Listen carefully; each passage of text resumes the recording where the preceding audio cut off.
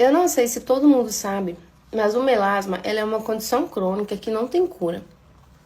Porém, existem alguns tratamentos que quem conhece, quem tem o melasma conhece, sabe que tratamento que é aquele de furar a pele, de ter que ferir a pele para poder amenizar as manchas.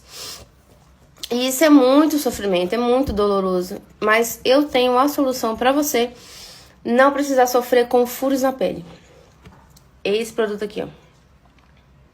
Entre em contato pelo direct que eu te explico mais sobre.